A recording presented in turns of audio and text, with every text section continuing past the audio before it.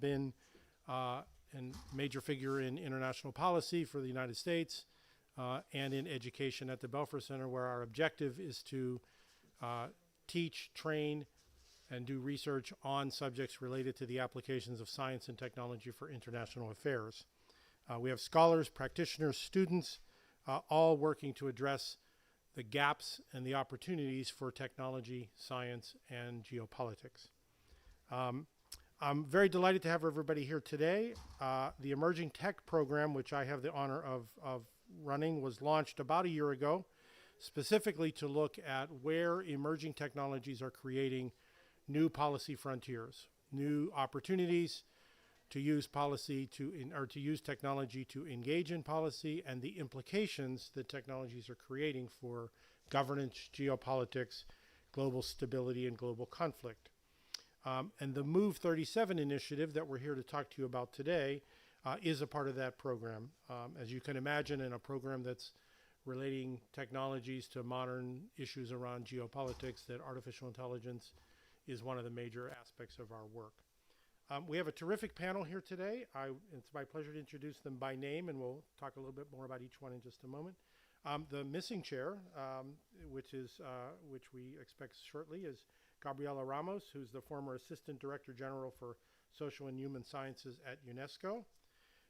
Nandita Balakrishnan is the Director of Intelligence at the Special Competitive Studies Project in Washington. And Robin Scott is the CEO and co-founder of Apolitical. And then at the far end, two of my colleagues, researchers on our program at the Belfer Center. Charlie Pozniak is a full-time fellow with the program, research fellow with the program. And Slavina Ancheva is a current student within our program, an MPP student at the Belfer Center. I also want to acknowledge a colleague of ours who is not here, was not able to get to India in time for the conference, Carme Artigas, who is the former co-chair of the UN AI Advisory Panel, who has been an integral part of starting this work and the ongoing progress we are making. Carme is also the Spain-India ambassador for AI, High Commissioner in Spain-India for AI, and is here with us in spirit and maybe even on the live stream that we're doing here today. So a big shout out to Carme for all of her help. So why are we here? We are embarking on a major new project, specifically looking at the use of artificial intelligence in diplomacy and negotiation. We are here at a conference about the use of artificial intelligence and the implications of artificial intelligence in so many aspects of society. And our work is looking at how one will engage non-human intelligences in the process of diplomacy and negotiation. So we're here because this is a broad-based project. It is not something that is solely the purview of a small team in Cambridge where we are located, but something that we are looking for collaborators, partners, and input from the community here and the community around the world as we build what will surely be a place where AI is used, and surely will be a place where we need to be cognizant and careful about how AI will be used in that exercise. So the work we do plays on an increasingly bigger role in shaping the relationships between states and within states. We want to have this conversation about the role for AI specifically because of the global nature and the integrated way that AI will play. And more specifically, how will we use artificial intelligence tools to augment humans in what is at its core a fundamentally human process of negotiation and diplomacy? Diplomatic negotiations are very high stakes.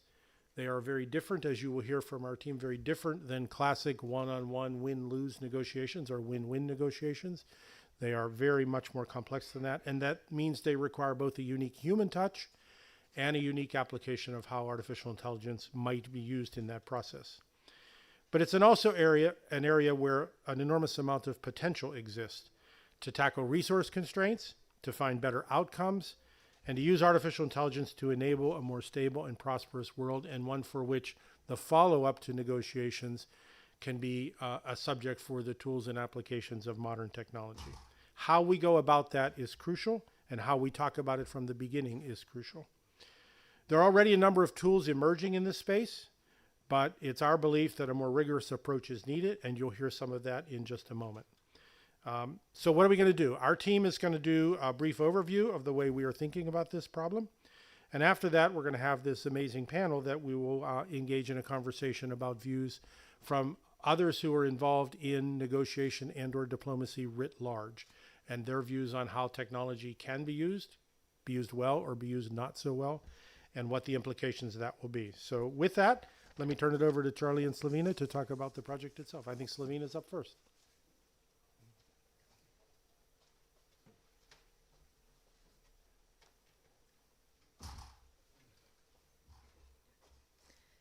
Thank you, Michael, and thank you all for being here this morning. A big welcome. Over the next 10 minutes or so, Charlie and myself would like to present you with a little bit of a framing for the expert discussion that we'll be getting into right after.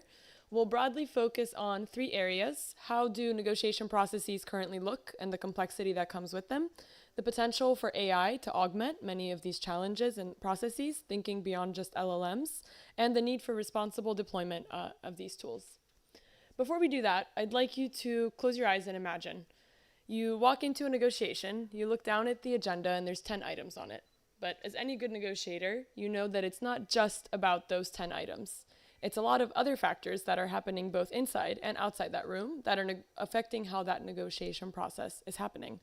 So for one example, you're sitting across 7 counterparts from 7 political groups, 7 different countries, and behind you, you have your own team, but also 27 other countries that you're representing, that you've promised a certain outcome or a certain deal.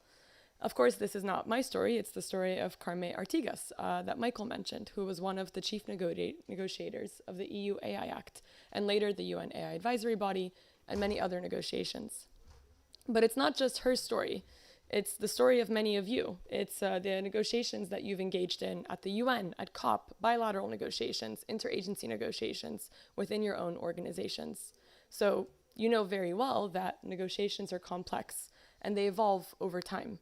So what might look like just 2 states negotiating with each other bilaterally is actually a whole set of issues that are on the table. It could be natural resources, it could be AI, it could be climate, and a whole lot of external and internal stakeholders that are also trying to influence that process. We start to dive into some of this complexity.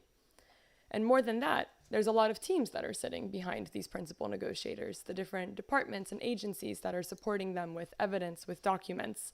And we'd really like to stress that this is a fundamentally interpersonal process. We're not looking to replace diplomats or negotiators here, but just to give them the tools to manage these complexities much better. And finally, rarely in this world do we have just 2 states negotiating nowadays. There's often a 3rd state at the table. In the case of the EU, maybe 27 member states, and of course, a lot of hundreds of others that could be out there. So with that being said, what are some of the impacts of this complexity? Well, for one, there's a whole lot of information that needs to be managed. There's a simple negotiation can generate thousands of documents, transcripts, drafts.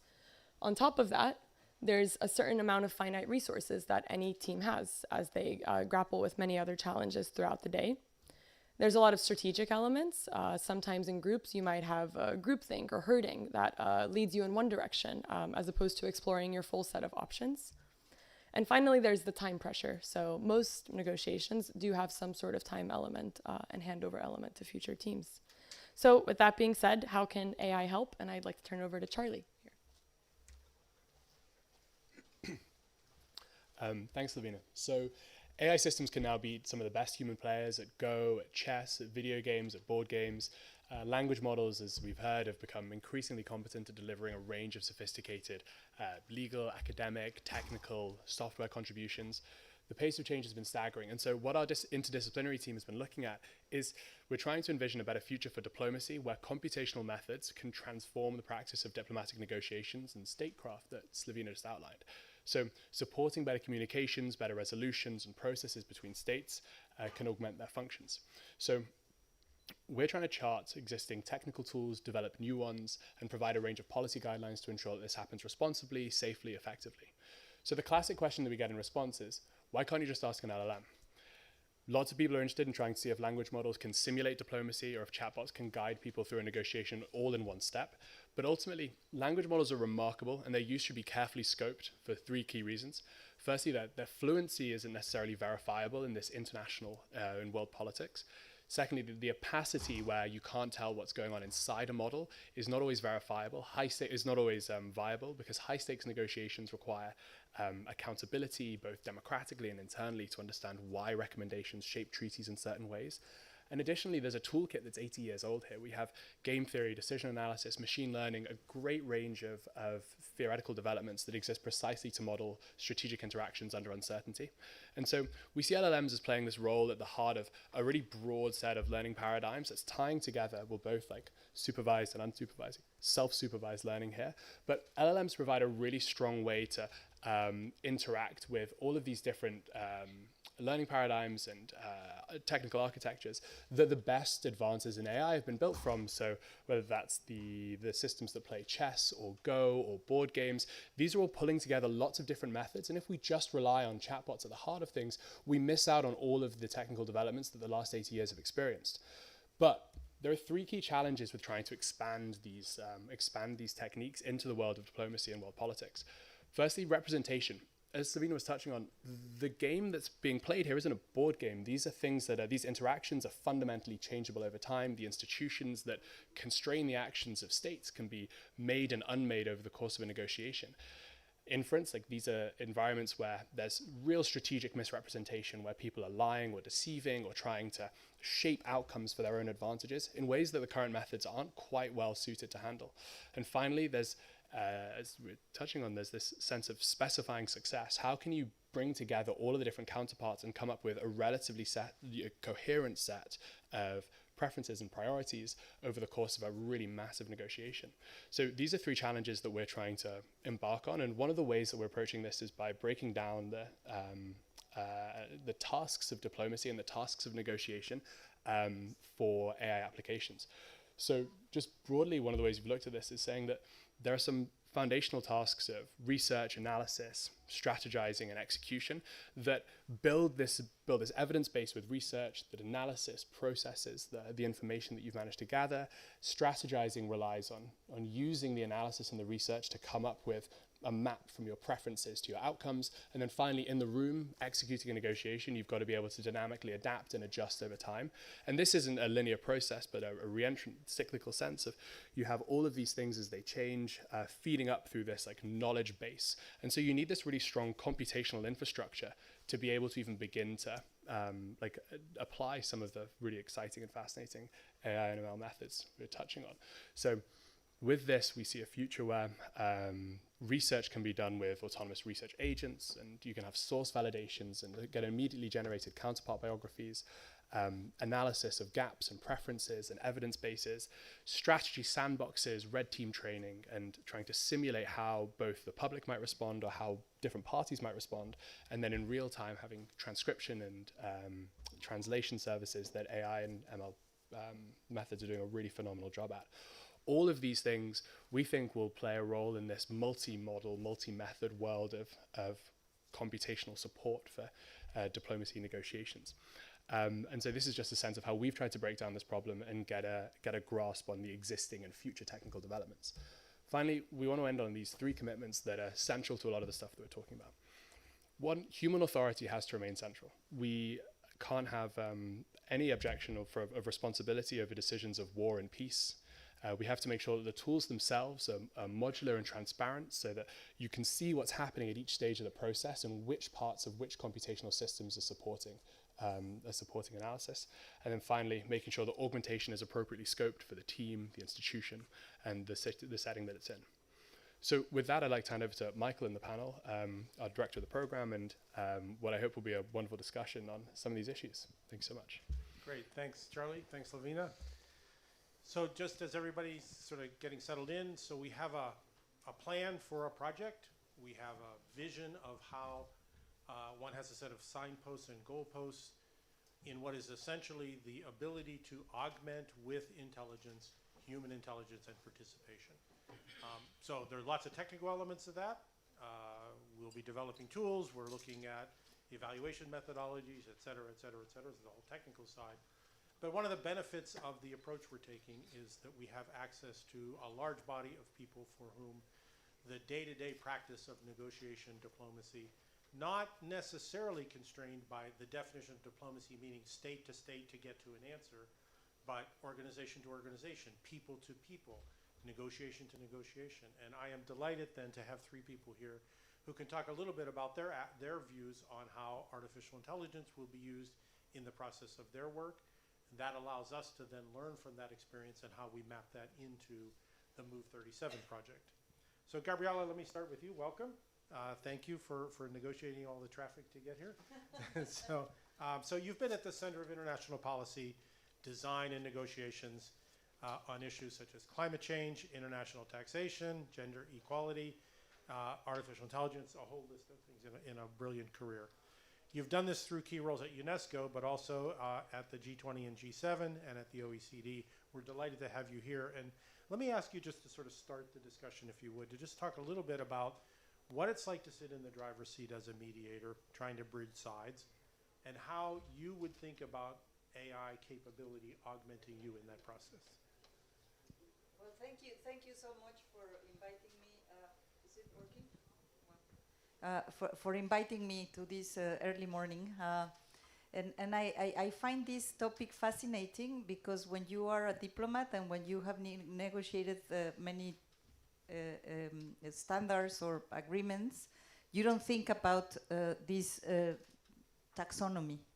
You never think about the taxonomy. You just think that you need to get it at some day and that you need to find consensus and that you need to find where the problems will be. And therefore, it's very interesting that you asked me something to structure better how we do things. And I'm going to refer to the negotiation of the recommendation on the ethics of artificial intelligence because that was a very difficult one. 193 countries negotiating during COVID. And actually, it was very helpful to have a Zoom where I could see where all the countries were positioning themselves, which actually helped a lot. But the interesting thing is that it was about artificial intelligence, so we were negotiating and we have to map out where countries were. And it was very interesting to see that some of the usual suspects that are always blocking the effectiveness of international instruments were aligning with countries that are very supportive of those, but that didn't want to see UNESCO playing a role in this field. So I have Russia and I have UK in the same position. That helped me because I called the UK and say, are you happy to be in the same position? And then they just said, hold on 1 second. But the interesting thing is it's a very heavy document. It's very, very, because there are so many cultures, we had to almost define step by step.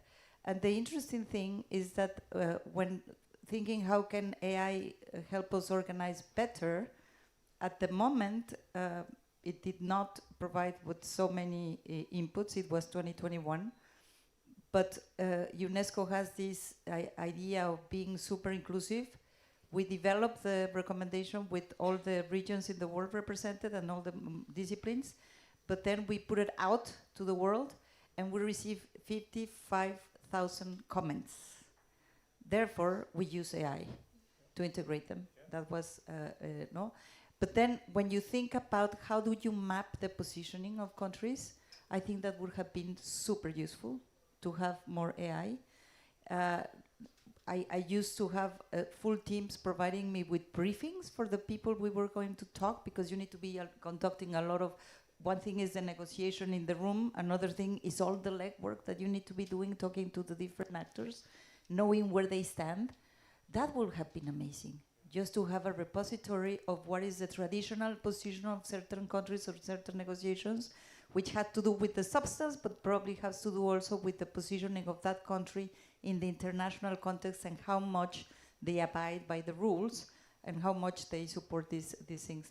And then what I find fascinating, but this is always, as my colleagues here said, how you keep the woman in the loop. I love it. Yes, woman in the loop, not human in the loop, woman in the loop. It was a lapsus. It's not lost on me. My panelists here are all, helping. It was a lapsus, but I like my lapsus.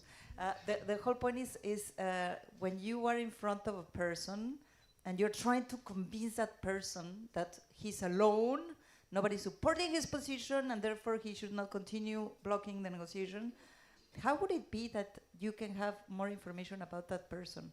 What moves them?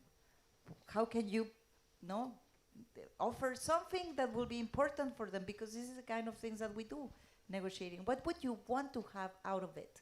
I know you have your bosses in your shoulder and you need to bring them something to the table, but tell them you're alone, that you're blocking it. And imagine you can have the information about that person. Yeah. But that's also risky because it deals with privacy and all of those things. But I feel it would be fantastic because this is strategic thinking and using the right words to get the countries to agree that will bring you on some places, and that's a capacity that can be augmented by AI. Thank you very much. Yeah. Is it on? Yeah. Thank you very much for... Actually, it's a terrific transition because Charlie was talking about the complexity of these negotiations, about how they're not dynamic. I can think of nothing more dynamic than a UNESCO negotiation. Just trying to understand where people's positions are by itself is a complexity. Trying to integrate 20 or 30 of those positions or 190 of those positions, and then trying to find what are the right levers that I might be able to pull.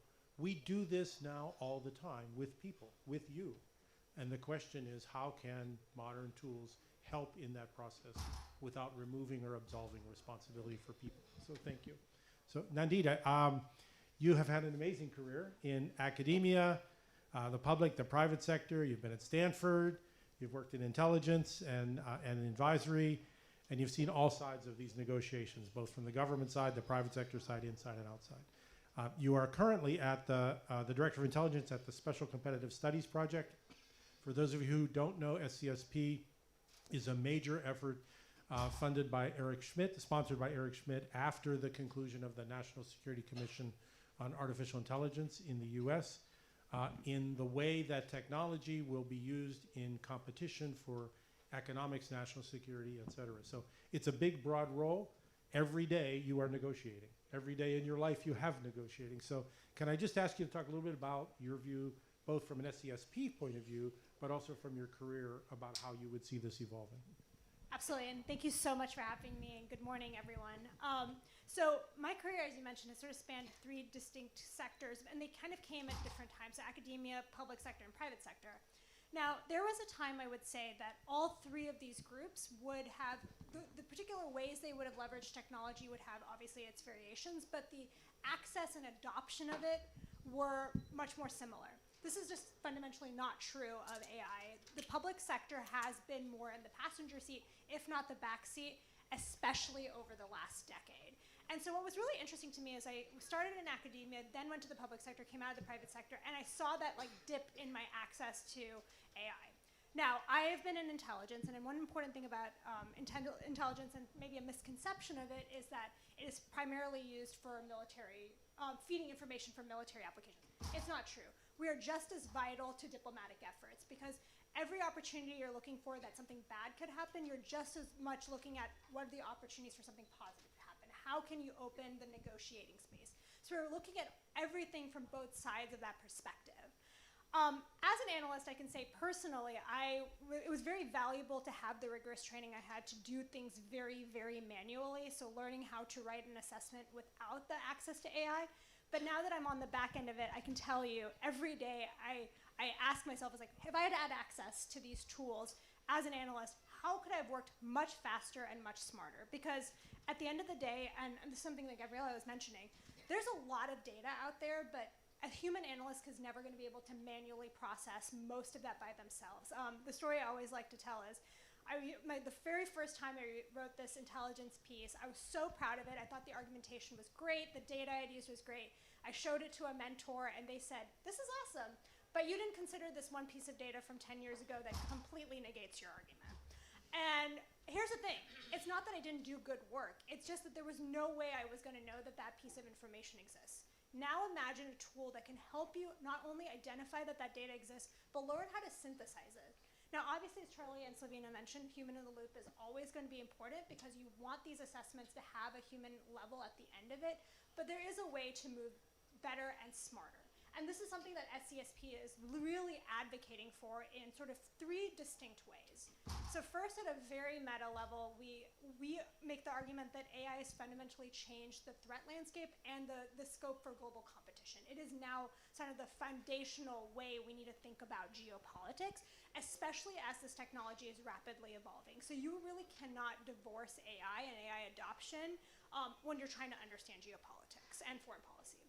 Number two, in order to have an ability to make assessments about this emerging technology, to understand geopolitics, you have to have a public sector that is actually leveraging these tools to the best of their ability. Now, there are a lot of ways that AI is being adopted at the public sector, in the public sector.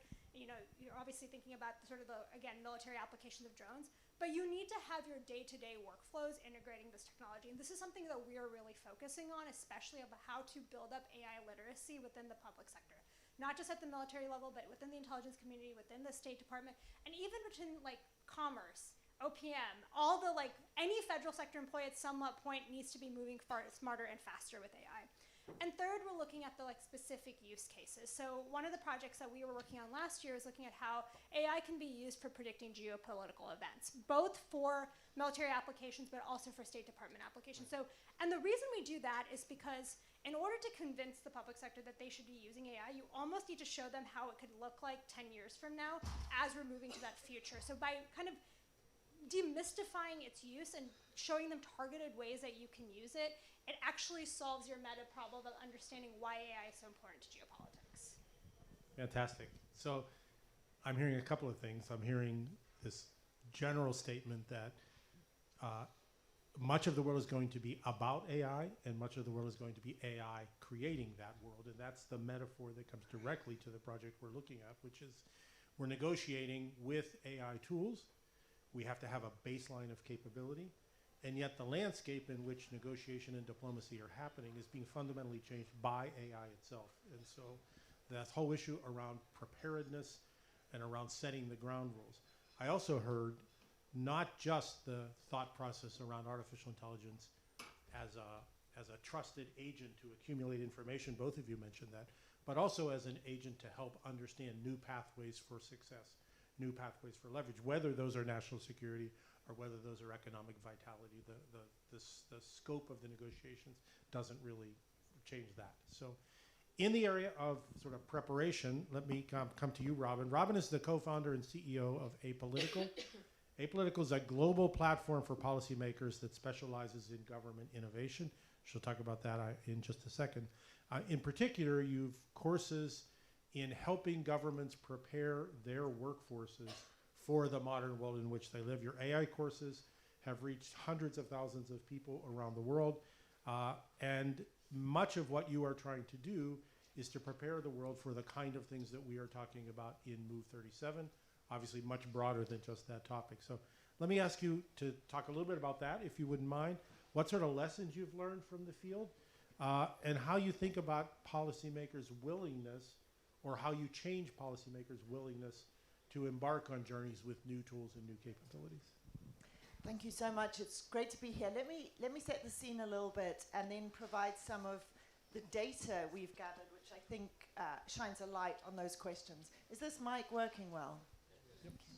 So I co-founded Apolitical just over 10 years ago with a mission to make governments smarter to deliver for people and the planet. So we've always been about outcomes, and we've always been at our heart a network for the public sector. There are 200 million people working in core government units, 600 million in the wider public sector. So it's the world's largest workforce. Fast forward to today, that word smarter has of course taken on new meaning in the age of AI. What we look like is we're a network on our core platform of over 500,000 public servants in 160 countries. That spans all levels of government, local through to multilateral. It includes non-elected and political public servants. It includes diplomats. And then our training and tools are integrated into government platforms, reaching a further 40 million public servants around the world. So we have a lot of data and a kind of real-time pulse on how governments are adapting to the age of AI. And AI is everywhere. It is kind of the water in which we are the fish now. We're soon not going to recognize that we're in the water. So we do a lot of work on climate and energy, and it's, for example, and it's dominating that conversation too. We have to today trained a little under 400,000 public officials globally in the responsible use of AI. That spans fundamentals through to more domain-specific applications such as AI in climate, for example. We tend to work with leading universities such as Stanford HAI is one of our collaborators. So we are more context experts than content experts, and we bring the content experts into the middle. So where are we at? Let me give you some data.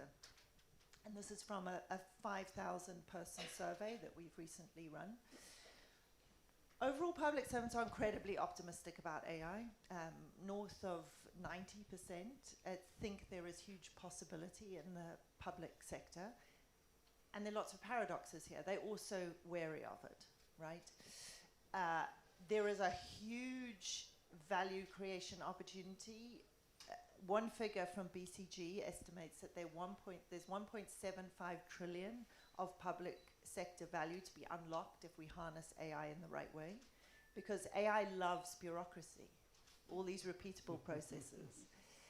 And about a third of most public officials' daily work is research and writing related. AI is great at that. So the prize is very, very big, and that's just the painkiller prize. When you get to the vitamin prize, when you get to what AI could do in terms of predictive policy making and responsive policy and adaptive policy, etc., then you get into a space that's only really bounded by the imagination. So there's lots of AI talk, there's less AI action. Increasingly, we're in a pilotitis zone where almost everyone's got pilots. 70% of leaders say they either got AI pilots or plan to launch them this year, but only 45% of them say they have any plan to evaluate their pilots. So that's a pretty big gap to close. And we see gaps like this all the time. One of the biggest gaps is leaders not using the technology themselves, which is a real problem because you can't understand this technology in the abstract. You cannot look over your grandson's shoulder and see them using it. You've got to use it. You've got to feel the speed of change. Of the public servants who are implementing AI in the public sector globally, these are people who self-identify of AI, having AI in their jobs. Only 26% of them say they understand their own country's ethical frameworks. So approximately 3/4 of all the people rolling out this technology are freestyling. That's terrifying. So that's a skills and knowledge gap, not even closed within an institution. It's not even getting to how do we actually understand the basics of this technology. Just to close, and there's a whole lot more fascinating data, but one of the things that is increasingly worrying me, talking to leaders around the world working on this, is that we are now getting quite drunk on the idea of AI agency, but we're not talking about human agency in the process and maintaining it. So I think we risk getting into a zero-sum dynamic where, and I think this is relevant to diplomacy, where the agency drains away to AI, and that all comes at a cost to humans. So we need to be building up humans at the same time. And the framing and heuristic I found most helpful for this overall is this idea of, that's recently emerged, of being below or above the algorithm.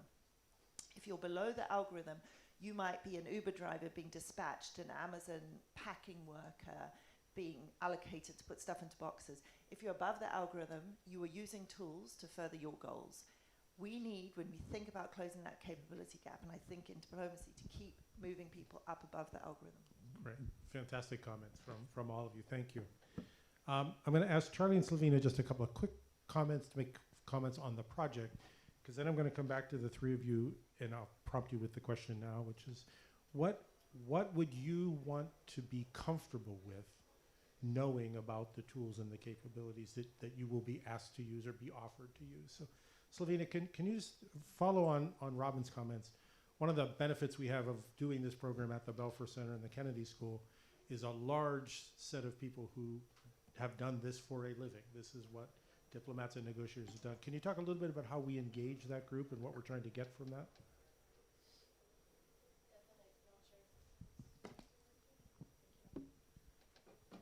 Definitely. So I think, as Michael put it, obviously at the Belfer Center, we have quite a variety of current, former diplomats, practitioners, not just from the US, but from all over the world. And a large part of the work that we've been doing is sitting down for one-on-one interviews with all of them and really getting a sense of how they think not just about the content of the major negotiations that they've been leading, but more about the process. So very similar to the panel discussion we're having here today, what are some of the uses that you see one day you could be using AI for? So a lot of what we've heard so far, I mean, the position tracking that I think Gabriella referenced, we've heard a lot about historical precedent, the generating of options and strategic options, and really uncovering the deepest interests. And I think what this ties really well to what Robin was saying is a lot of them are also expressing their hesitancies. So they're being very forthcoming in that. And I think that allows us to take a really sober look at what are the risks of integrating these tools. One of the main questions we get is if you're using these tools, we ask them, what would you like to know? So exactly what Michael's saying now. So a lot of these interviews have really been integrated across the different work streams of our project. And we really put diplomats and practitioners at the heart of the rest of the work that we're doing. Great, thank you. And Charlie, you talked a little bit before about, there's an obvious role that LLMs can play in helping people accumulate and synthesize a very large amount of information. But there are many more aspects of a negotiation. Can you talk just a little bit about some of the other ways the tools are going to be used in the project that we're doing? Yeah, absolutely. Thanks so much, and thanks so much for the comments as well so far. The panelists have touched on a couple of really interesting applications, whether it's, especially as Robin was talking about with predictive or adaptive policies, if you're looking at, and Nandita as well, with the predictive geopolitical events. We have a really fascinating array of algorithms that are incredibly competent at these sorts of predictive tasks. And what we now have with the current computational ability and also the ability of language models is we can process vast amounts of unstructured data in ways that makes these algorithms even more accessible to a wider range of people. So I think that's one area that I'm particularly excited about. There's also a bunch of stuff, as Gabriella was touching on, is how do you take these vast unstructured transcripts and come up with natural language processing additions on top, and can we represent positions as they track and change over time? I think that is one of the big parts of cognitive load that I think diplomats have spoken about a lot. Great, thank you. We're going to see if questions from the audience here in just a moment. But Nandita, I'm going to start with you. I'm going to, forgive me for doing this, I'm going to characterize your career as an analyst. Yes. Every job that I read and see about has been an analyst of some kind. You're constantly in a place where people are suggesting new tools and new capabilities. So think about AI in the world you've inhabited. What's going to make you most comfortable when somebody shows up and says, here's a thing, it's going to make your life better? That they can explain what the outputs are. So one of the things, when we were looking at, for example, could we be using AI for predicting geopolitical events? A lot of people, both in industry, in academia, and in the public sector that are working on these types of projects, they all say the same thing, which is this should be seen as a data point or a shaper of the way you should view the world, not as finished intelligence. Finished intelligence should always ultimately be done by a human who is accountable to their policymakers. Now, if you are working in policy, you understand actually how this works. You'll have your head of state or your head of government come to you and ask you to explain exactly how you got to your assessment. Right now, we have a human who ultimately has to do that. But what happens when we're starting to rely more and more on AI tools is you never want to lose that ability to explain the outputs and particularly demonstrate that you've looked at all the counterpoints that you could possibly do. Now, this is where I think AI is super helpful, because oftentimes when I was trying to figure out especially in academia, what are all the things I could have done wrong? How could I have measured this differently? You're always prepared to thinking about all the decisions that you made and how to justify and validate them. But as the scenarios get broader, as they get more complicated, your ability to figure out what the counter arguments are going to just dwindle over time.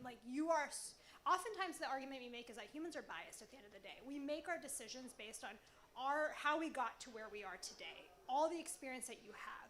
So AI can be really, really helpful in helping you sort out the counter arguments, but you still need to understand how those counter arguments work and why ultimately you've come to the assessment that you have. So where I would feel super comfortable is, this is how I relied on AI. This is how it came to the output that it did. This is fundamentally why I made the assessment that I did. Great, thank you. And Robin, I think this is the world you live in every day, of helping governments and government officials and civil service workers. So project that onto an AI for diplomacy landscape. What do you think is going to be important to get people to say, I'm going to trust this, I'm going to work it, but I'm at least going to try?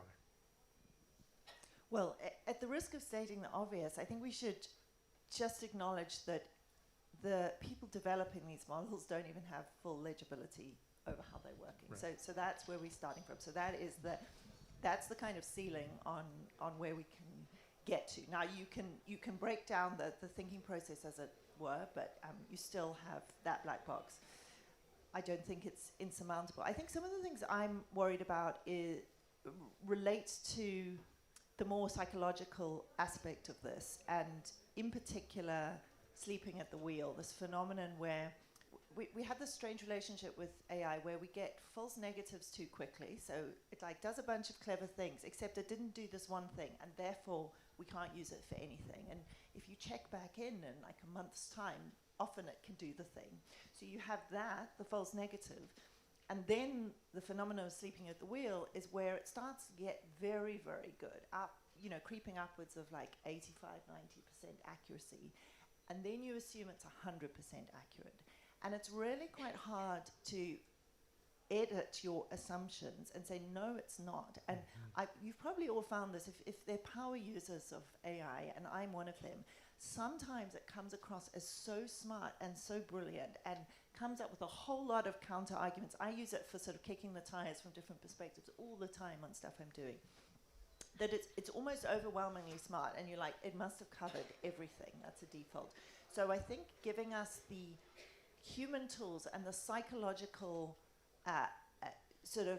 counter arguments and weaponry to deal with this is really, really important. I already have a heuristic that whenever I open my phone and I'm dealing with anything with an algorithm, I am in opposition to that algorithm because its interests don't generally coincide with mine. So I try and get all algorithmic stuff off my phone as like a starting point.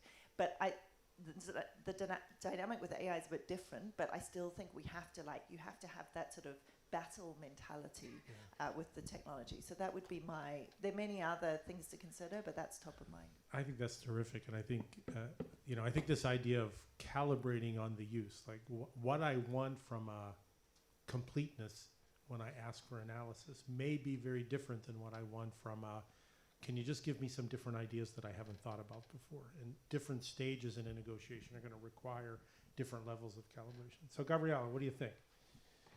Well, it's very difficult to follow these two girls. But the fact is that when you know a little bit more about how these things work, I'm not a technologist, but I have been looking at all of what can go wrong. Misrepresentation, overrepresentation of certain cultures, certain languages, assumptions.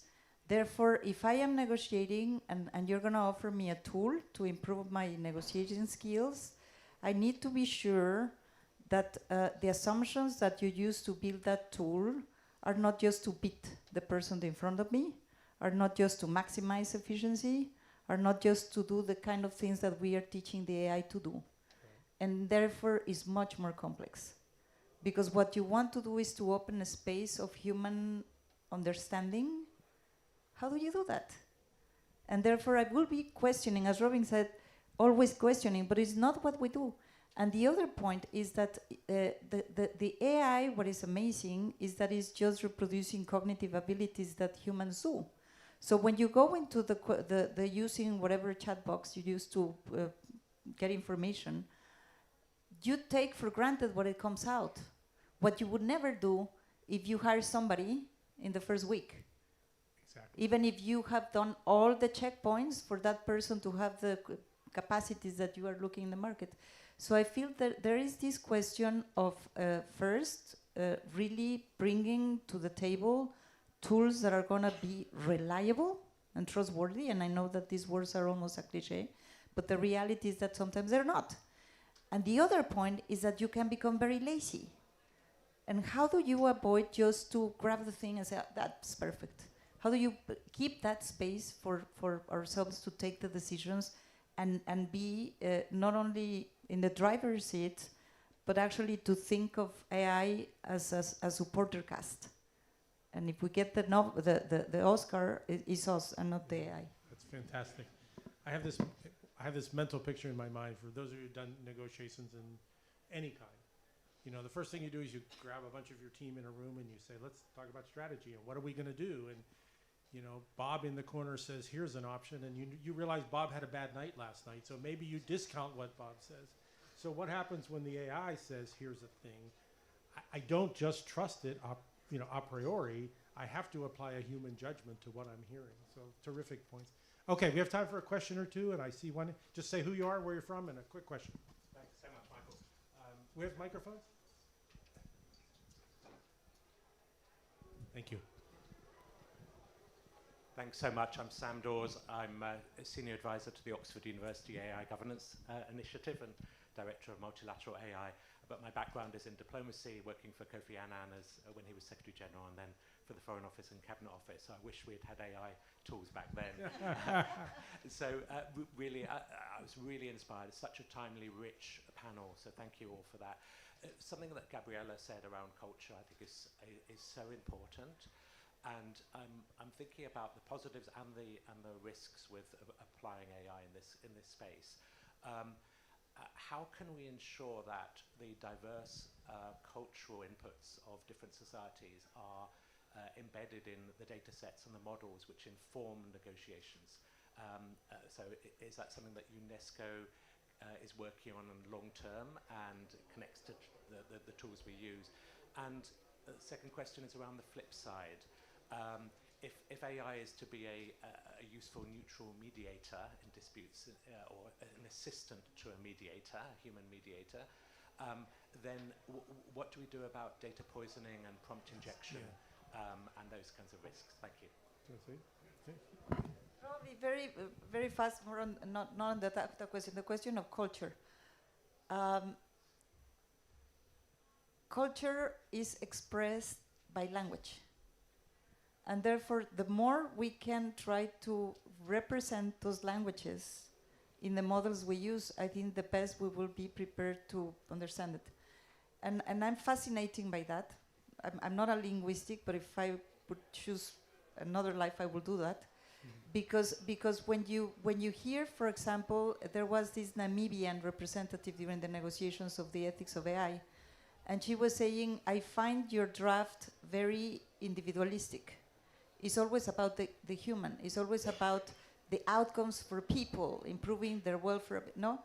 And at the end, what I'm thinking about is the Ubuntu philosophy, which is I am because you are, and we are because it's nature, and we are interlinked. And therefore, how do you capture these when the models that we are developing are maximizing individual welfare? And so the only answer I have is try to be representative, and I think this is nothing new. We have seen how much these tools can discriminate if you are just built in one language or with the representation of certain characteristics of people or countries. But really to be sure that you are capturing the richness that comes through language and opening up the sources, and that's the other point, the sources. This is one thing that I would always ask. The answer you're giving me is based on what sources? And that will might help, but these are checkpoints that we always need to be testing on the ground. I think you also, if I just raise one other thing, I think you raised one other really important point, which is, there's a whole spectrum of things here. There is negotiation because we have a set of interested parties to get to a common good understanding. We also have very adversarial negotiations. So adversarial negotiations open up this whole possibility of data poisoning, of training set differentiation, et cetera. So it's a very complex world. I really appreciate you bringing it up. We have time for one more question, I think. Let's go right here. Can somebody tell me, are we counting down to 0 or are we counting down to 5? Are we okay to keep going to 0 here? Okay, good. We're going to go to 0 no matter what. So Good morning. Please. Good Yes. morning. Namaste. My name is Devika Rao. I meet 300 to 600 people per day, and I work around different languages. So basically, I'm an Indian classical dance teacher. Okay. So, Uh-huh. so I have a data. I have a human connection. So, and what we want to do, how this cultural education can be supported by AI. So what is the step I can take further? Presently, I'm actually working on a framework, cultural framework, which is India and UK POCC 2025-2030.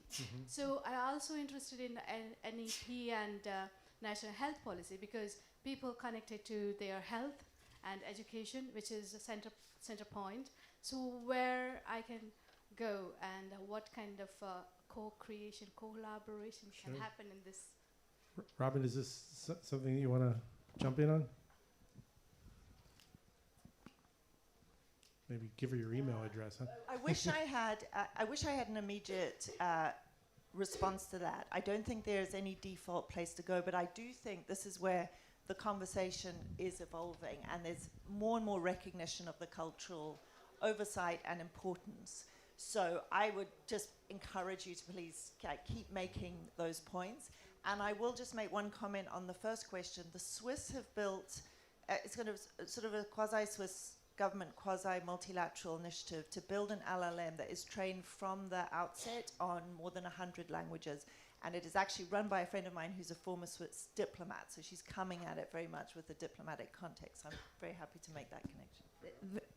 Education, super complex. Don't look at the technology.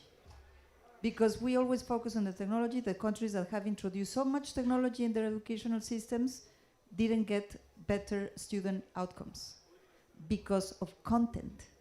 We go to the internet and we go to the systems and we try to bring tools to help kids, and we never see if they are contextually relevant, culturally linked, and therefore, if you don't produce the content, the tools will not make it. I'll just add one last thing. Is I think the way to think about AI is also is it actually solving a problem, or are you just trying to introduce it to create a new problem? I think this is where you have to think about the point of AI augmentation.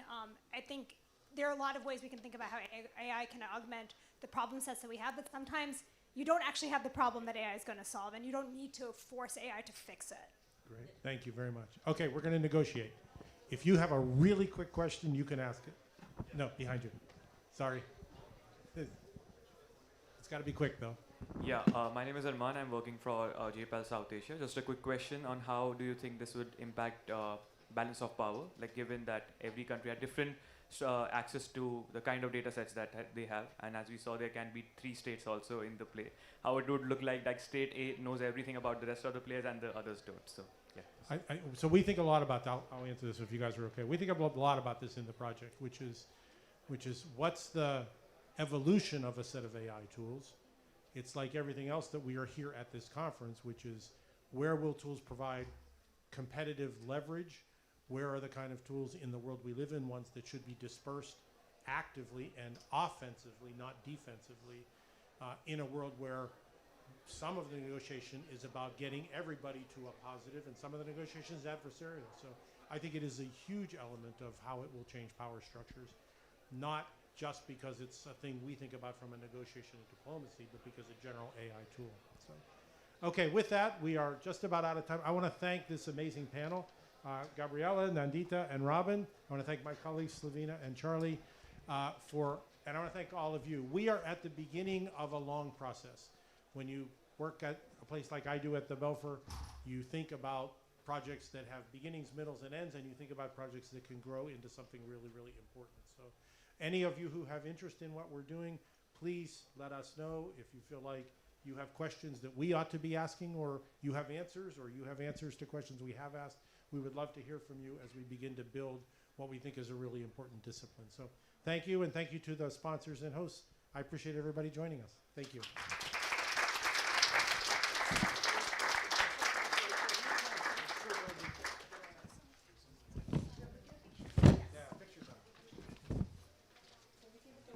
Sorry that I couldn't get to that.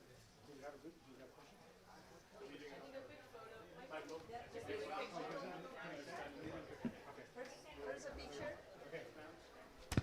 Ladies and gentlemen, please exit the room from your left side.